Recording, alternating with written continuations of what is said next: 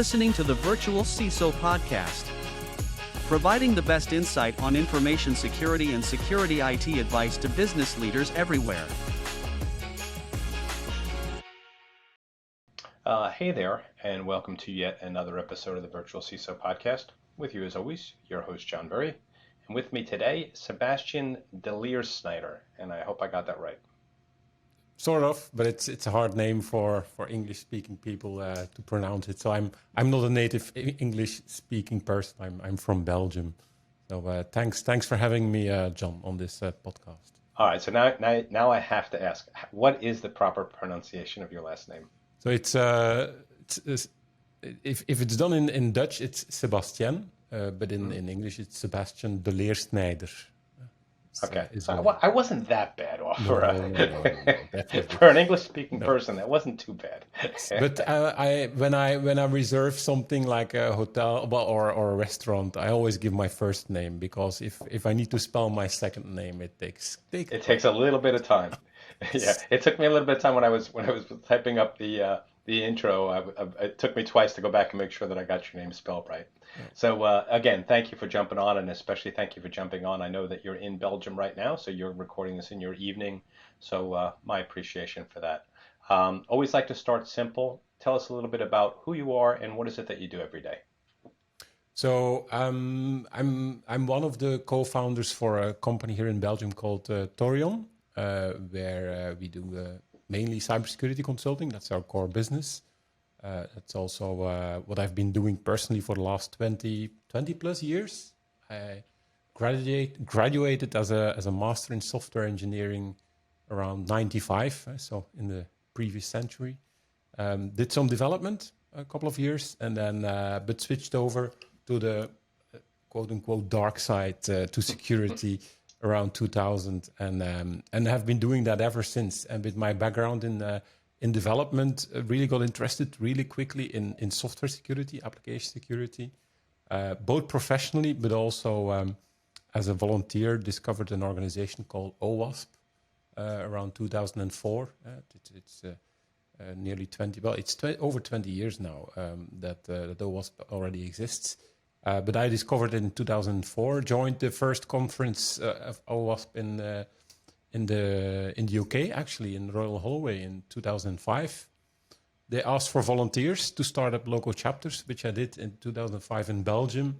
And from there on, what started really as a hobby grew out to be a major and significant part of my professional life as well. I've been quite involved in OWASP as an organization.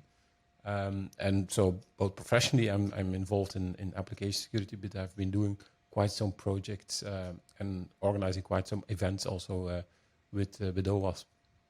Gotcha. Always ask, what's your drink of choice? Well, being from Belgium, okay, it's got to be a lambic, right? we have really, really good beers in Belgium. The world's best. Arguably the world's best. Oh, I've actually there's quite some. Oh, there's a lot of great beers now, but I mean the classic Belgian beers are But one of the best beers in Belgium is called West Vleteren. I don't know if you're familiar with it, but it's a Trappist beer that's really, really good, but hard to get by. Yeah, I tend to like Trappist style beers. There's a a brewery here in the U.S. called Umagang. That actually does something called Three Philosophers, and they licensed it from one of the Belgian breweries over that way. So I think your beers are absolutely wonderful. So I was figuring you were going to say that. At least I was hoping you were going to say that, because Belgians bring a smile to my face. I really enjoy them. Okay, cool. So it's awesome to have you on.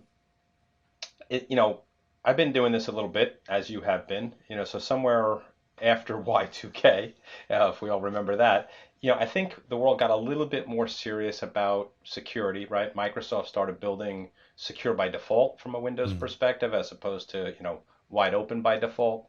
You mentioned OWASP. They've been around a while. Around 2003, I believe, was the first iteration of the OWASP Top 10, which is one of the hallmark standards of any information security entity.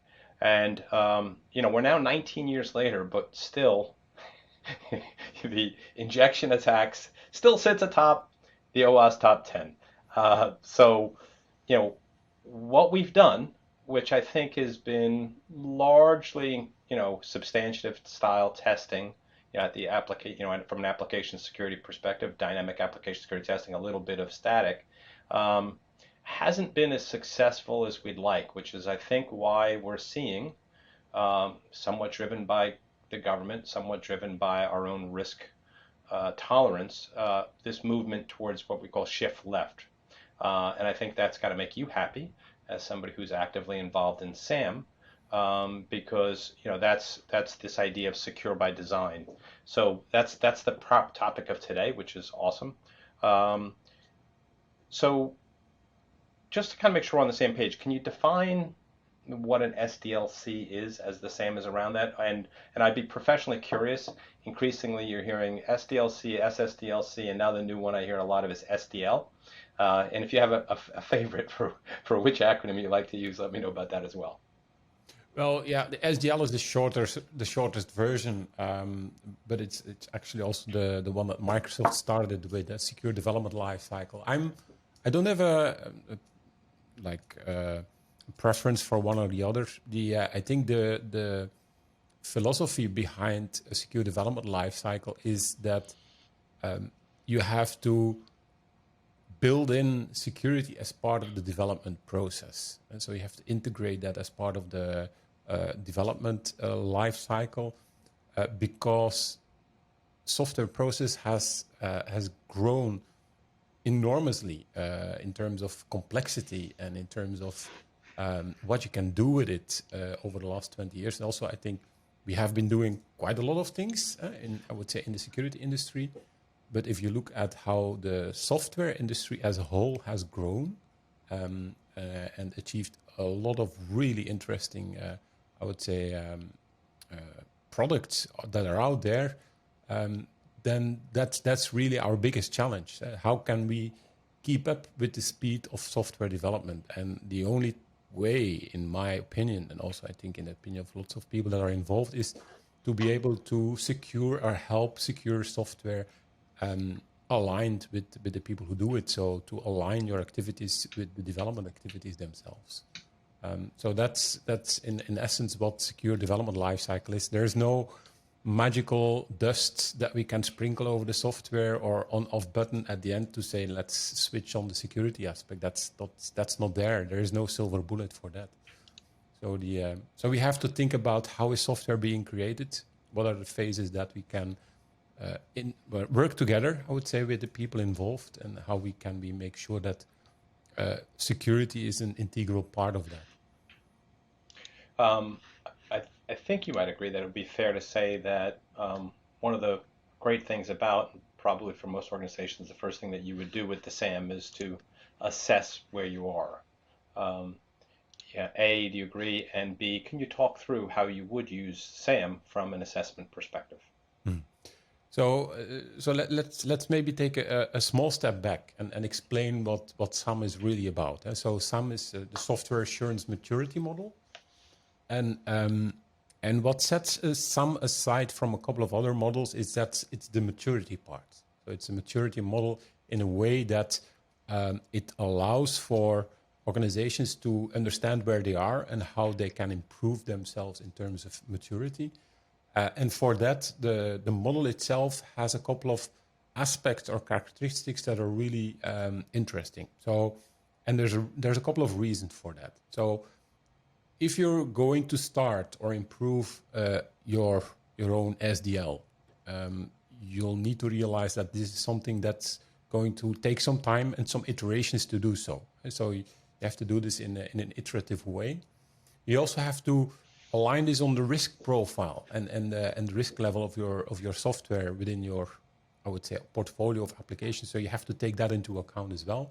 And it has to be something that helps you to understand what you can do in terms of activities.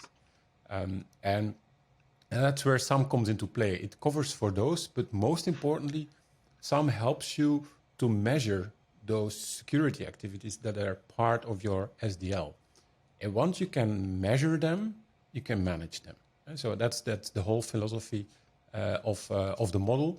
And within that model, SAM it's built out of like a couple of like 5 business functions with each 3 security practices. So in total, 15 security practices from strategy and metrics over design, implementation, verification, operations of software, where each of these practices have a certain level, being from 0 or you're not doing or you're not measuring your security practice, up until 1, you're doing that on an ad hoc basis, just as needed, towards a level 2, which is more efficiently, and you're aligning really your practice towards your software. And maybe, for instance, you're aligning your testing policy of your tooling towards application and scope.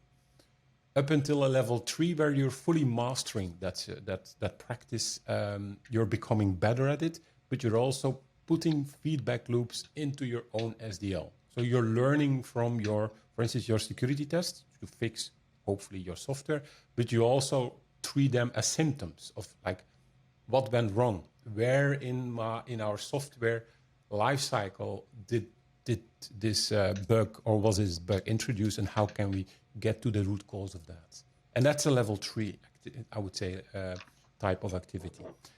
And so those are the maturity levels we have in SAMM over each of these 15 security practices.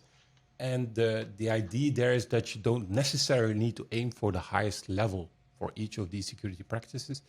But obviously, you first need to understand where you are and where you want to go with this. And that's this first step, like assessing where you are currently in your current, I would say, SDL journey. In terms of, I'm assuming you do security consulting. I'm assuming it's focused on application security, and I'm assuming that you leverage the SAMM in your consulting. Where would you say that a typical organization's maturity level ends up sitting? I mean, can you generalize or not? What are you seeing these days? Yeah, there's a couple of, obviously with Torion we do quite some AppSec consulting. We don't only do AppSec consulting, which is interesting because we can align and link in terms of what we do around AppSec consulting also to governance, risk, compliance, which we do, architecture, which we do, ethical hacking, and so on. So it's I would say the full picture of services that we typically do. From our own experience, we obviously help a lot of customers with some assessments and some roadmaps. I would say it's everywhere, probably between 1 and 2 on average for most organizations. But another interesting data point is that with OWASP SAMM, we did a survey last November, last month, where we asked what the average SAMM level is that most organizations have. And I would say the average of overall SAMM level is at this stage, from the people who responded. We had quite some, we had more than 160 organizations responding to that, on an average of 1.2 on the level between 0 and 4. Gotcha. 0 and 3, yes. Right. Yeah. Now, I would think that the people that would, A, know about OWASP SAMM, and B, would respond to a questionnaire of that nature, they're not your average organization. They're actually going to be ahead of the curve, right? So if you're talking about there, let's say at a 1.5, I think that in the better orgs that we see, that 1.5, 2 makes some sense. And we go into some other organizations, and sub 1 is not an unusual circumstance. Okay. Yeah. Totally agree with that. And then question for you: do you see? I'd be curious as to so there are 5 core domains, right? We've got governance, design, implementation, verification, and operations. Do you see differing maturity levels across each of those different domains? I would think that more the implementation, verification is more the sweet spot for most people. Maybe that's a little bit higher. Where I think operational, threat modeling, and some of the governance stuff seems to escape some people. It really depends on the kind of organization. It's based on the size and the scope of some implementation. You come across different kinds of numbers. Also, out of the survey, we've learned that it's being used a lot in smaller organizations, but also like there were bigger organizations, like 100,000 plus employees that actually use SAMM.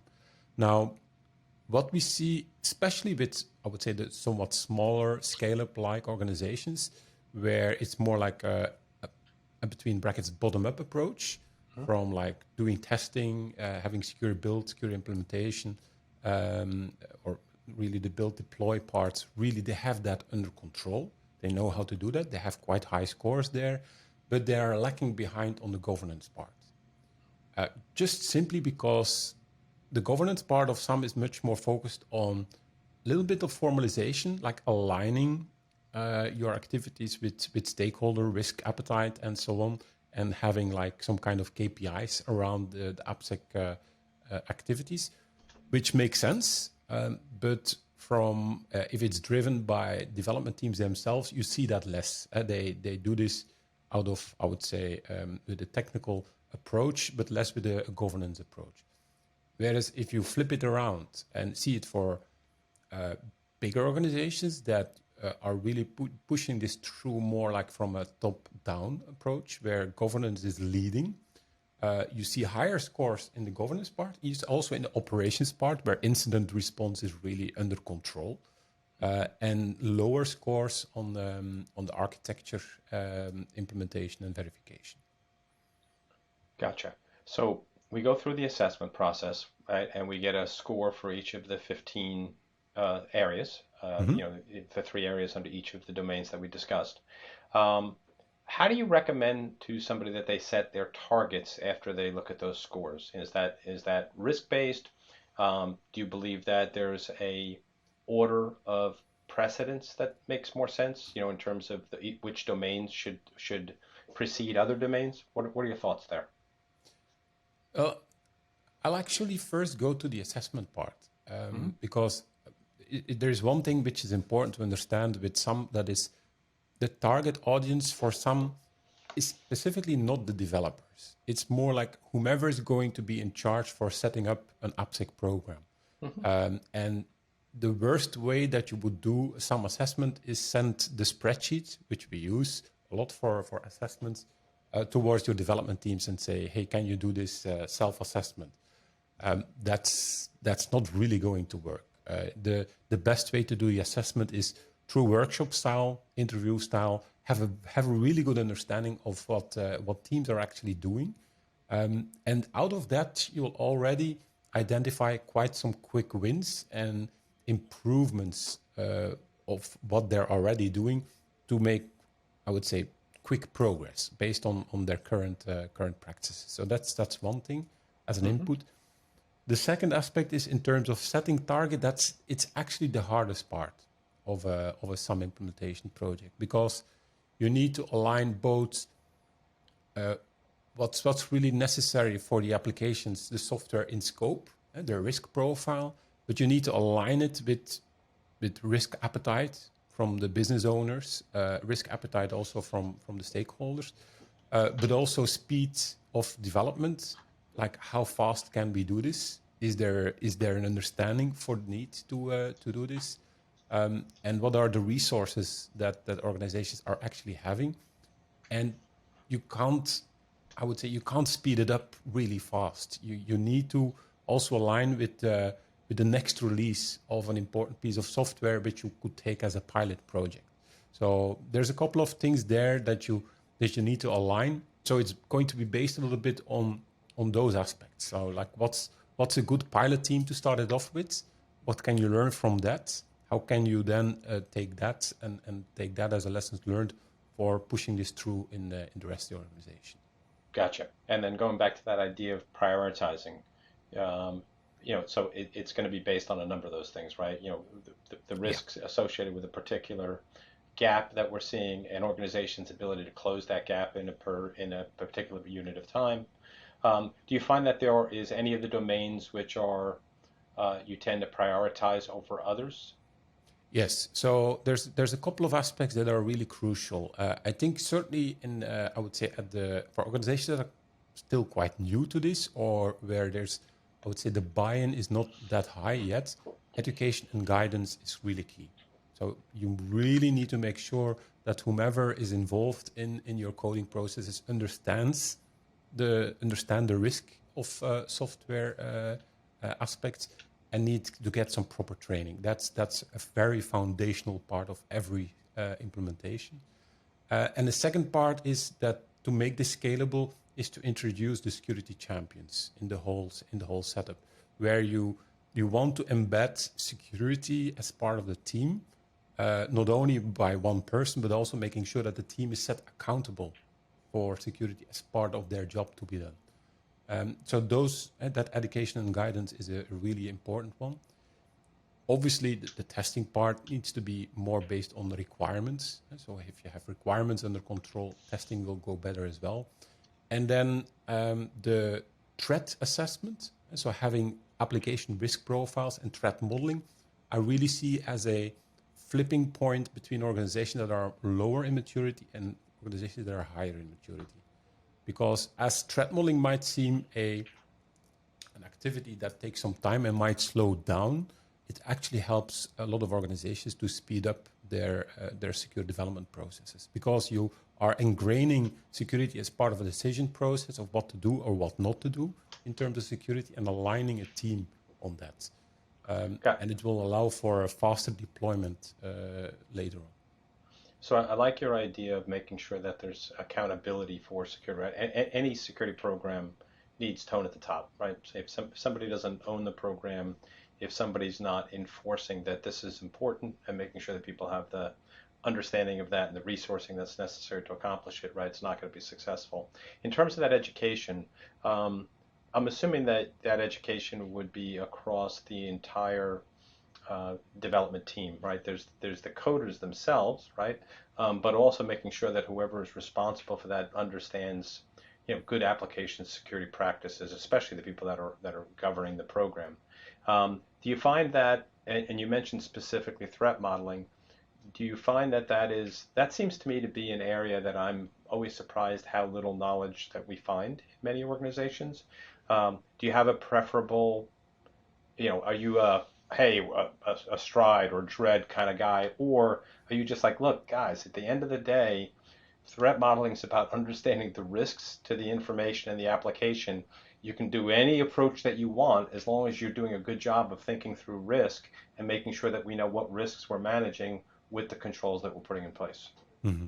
So I do teach threat modeling a lot to teams, and while we use Stride to teach people on how to do threat modeling, to cover like the 4-question framework, what are you building, what are your threats, what typical countermeasures are you going to look at, but most importantly, what have you learned from this? Mm-hmm. Stride is a good way to introduce a developer to potential threats. Like it has been around there for years. Actually, was invented by a couple of smart guys at Microsoft in 98 already. So it's even older than OWASP. But it's only one example of a potential list of threats. You can also go as far as looking at attack framework or other frameworks, looking what potentially can go wrong in your software. The most important thing is the process itself, and learning from that process as a team and aligning it with what the team can do. And at a certain point in time, you will need to have or to introduce somebody with some security knowledge in that loop. It's inevitable. But making sure that you identify those moments in time to call in somebody or to have somebody on the team who can have a look at that and together with the team decide on the best way forward. Gotcha. So to me, OWASP is the leading software organization in the world. I'm a massive fan of all of their content. I would assume that from an education perspective, some of the other great guidance, most notably probably application security verification standard, perhaps even the OWASP top 10 at least as an informational and awareness document. What else are you using? Are you using those as part of that education program? And are there other things that you would recommend from an education program for the team? Yeah, but indeed, so SAMM and ASVS go really well together, where SAMM provides the umbrella. Yes, and ASVS is, okay, what are your requirements? How are you going to test this? Also, there's a really good version for mobile as well, the mobile ASVS Yes. and a testing guide there. Where other projects that are really, really good are the cheat sheet series. And so there's really good cheat sheets out there on every topic imaginable. And one of the tools, obviously, is OWASP ZAP.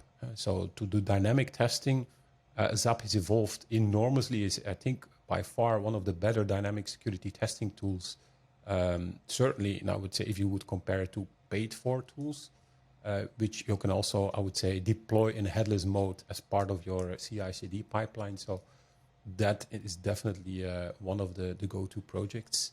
Knowledge security framework is a good one to train people. So there's lots of them, but those are the ones that come to mind and I have seen, I would say, in practice a lot. Gotcha. All right, so we go through this assessment, right? We begin to prioritize what areas we should be focused on. We make sure that we've got the right educational component, for these individuals.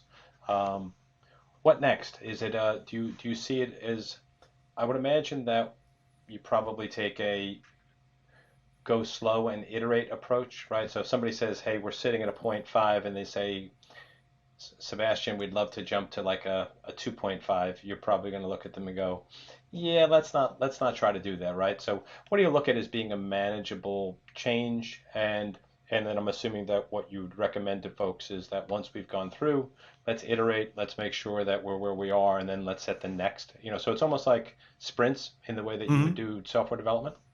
Yeah, and that's exactly what it is. It's setting your own SAMM sprints, but you don't align them on actual sprints in the teams because they're going at sprints for like between 2 and 4 weeks. I would align, and I with most organizations that we align with, we align sprints more on the major releases or on like quarter or even like 6 months iterations, depending on the type of organization and their appetite.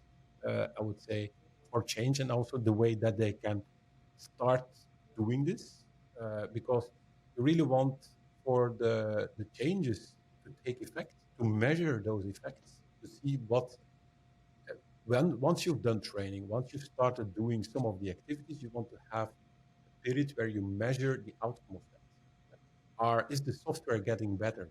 Are we seeing the numbers of design of vulnerabilities? Are they going down at a certain point in time? So 6 months of iterations typically is what we see in over a horizon of over 2 or sometimes even 3 years, where organizations grow up until a level that is good enough for them. And I always say it's not the target maturity level, it's what kind of target activities do you really want to integrate in your organization or in the way that you're working. Aligned, obviously, on the applications that are important for you. Gotcha. And let's say that we do hit so you work with a firm for 1 year, 2 years, 3 years. We get them to a point where we think, you know what, the maturity of our process is appropriate, to the applications we're building and the data that they're processing. At that point, is it just some form of ongoing monitoring program, or is it a once a year just check in, or is it more that we've baked in some operational components that would give us an indication if we started to lag from where we're supposed to be from an SDLC perspective? Yeah, and that's actually what you see. It's like with when you deploy software, it will also evolve over time in terms of risk profile, in terms of vulnerabilities that have been discovered in the wild. So you're actually never done with an SDL, but once you are at the point where you want to be, you need to keep sure to keep monitoring it, because your teams will change, your application portfolio is going to change. So you need to make sure that what you've learned, that you keep doing this in practice again and again. Right, because your threats are ever changing, right? Yes. The minute that you have a new customer, the new contractual obligations, new data types, new laws and regulations. So speaking of new laws and regulations, that ties into this, right? And the fact that we're increasing reliant on third-party libraries, right, as we build out applications. In the US, you might be familiar with the framework NIST 800-218. You know, some people refer to the Secure Software Development Framework, which is being pushed by the US government. One of the things that it requires, right, is a software bill of materials, right? Software composition analysis. So how does SAMM? One of the nice things that I like about the 800-218 is that it paid homage to SAMM, right? It's heavily cross-referenced. So explain to folks how people can leverage SAMM as they're pursuing 800-218 conformance. Yeah, it's great, and it's great that SSDF has leveraged some. It actually was doing or has done the mapping on the previous version of SAM, so the 1.5, and we're in the process of aligning the mappings between SSDF to the latest SAM version 2.0, Excellent. which will probably release in the next couple of weeks, if not in January. But that's what we're working on right now. And the great thing about SAM is that it's a maturity model. So and that's where we see where we can help an organization that's already doing SAM to map that on not only on SSDF but also on other frameworks as well. Gotcha. Speaking of other frameworks, any other particular frameworks that you'd care to mention? Some folks will ask me, what's the difference between SAM and BSIM as an example? Yeah, and so SAM and BSIM have the same origin story. So BSIM is I would say isn't BSIM a fork? Or didn't they fork at one point? They were originally the same standard, right? They really started as being the same, but BSIM involved more based on Cigital and Synopsys customers later on, where they did surveys on what they were doing. Where SAM was more like it was a community-driven, more prescriptive model than BSIM is. But surprisingly, one of the frameworks that we got out of the survey last month, standards actually, that people want to align SAM with is the ISO 27000 series. So also, a majority of the survey responders were based in Europe, where ISO 27000 certification plays a lot. And a lot of organizations see this as their ISMS, Information Security Management System of choice, but then want to slot in SAM as being the component to use for the AppSec implementation. So that's where we see quite some alignment. Also with the latest release of 27001, the 2022 version, there's more focus on AppSec. So aligning it with that is something that we see a lot. I would agree completely. We do a ton of ISO 27001 work. It's really what our calling card, if you will, what we're most known for. And a lot of our clients are SaaS organizations. So that natural alignment, like you said, between SAM, ASVS, and ISO 27001 just makes a ton of sense. Yeah, indeed. Gotcha. And is that something that you think that SAM is going to actually grow to specifically cross-reference?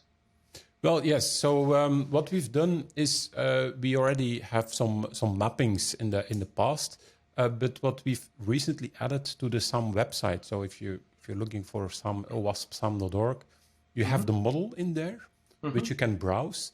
And now for each of those security practices, we've now added links to guidance, where there is links to OWASP projects, mappings to other, I would say, maturity models and standards, but also best practices both within and outside OWASP. So we've bootstrapped that with a couple of the basic OWASP projects and some starting guidance that we think is necessary.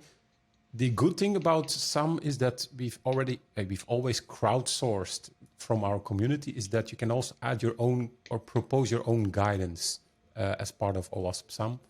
We facilitated that with a couple of really easy forms that you can fill in, and you'll get feedback from the core team, and it's going to be included in the overall guidance. Awesome. I think we beat this up pretty good. Anything we missed? Anything you'd like to cover? I think we've covered most of the important things that I wanted to cover. Well, I want to say thank you specifically to you for the work that you put in OWASP. Anyone who knows me knows that like I said, I think I'm a massive fan of OWASP and highly appreciative of all the work that it's a volunteer-led organization. Most people don't realize that. I've been lucky enough to talk to a lot of you guys, Andrew and Daniel Cuthbert and everybody else. So I know how much time, energy, and effort that you guys put in of your personal time into these projects. So I want to say thank you not only for coming on today, but thank you for all the work that you do on our behalf. Thank you, John. And I also want to extend that gratitude towards the rest of the SAMM team as well. So this is by no means a one-man show. We have a big team that helps push SAMM forward. Cool. So I always ask, give me a fictional character or a real-world person you think would make an amazing or horrible CISO, or if you want to say application security professional. I haven't thought about this before, but a fictional character? Or real world. Or real world. Maybe if you're familiar with Garfield, the lazy cat, that will make a very horrible CISO. Why? Because he likes lasagna? So here's the comical thing, Sebastian. I'm going to embarrass the hell out of myself. In college, I used to love Garfield. I mean, like, I literally had every Garfield comic. It was one of my favorite comic strips. And my grandmother thought it was very cute, and she bought me a Garfield comforter that was designed for like a 6-year-old kid. And I was a sophomore in college. My mother was beside herself, like, oh my God, thinking that I was going to embarrass my grandmother. I thought it was awesome. And I brought it to college, and I slept my last 3 years in college with a Garfield, and it became like my calling card. People knew about this Garfield thing, and then if someone was going to give me a gift, like a girl was going to give me a gift, she got me like a little Garfield stuff. So like I graduated college with like dozens of Garfield animals and all kinds of fun stuff. So do I know Garfield? Yeah, I know Garfield. Yeah. So I was going to say, is it because he's fat, slovenly, and likes to eat too much lasagna? Is that why you say he wouldn't be a good? Yeah, it would not move forward. That's for sure. Yeah. And what was his dog's name? Odie, right? Odie or Odin? Odie. Yeah. So the dog. Yes. All right. Well, listen, man, this has been fun. Thank you very much. If some folks want to get in touch with you, what's the easiest way to do that?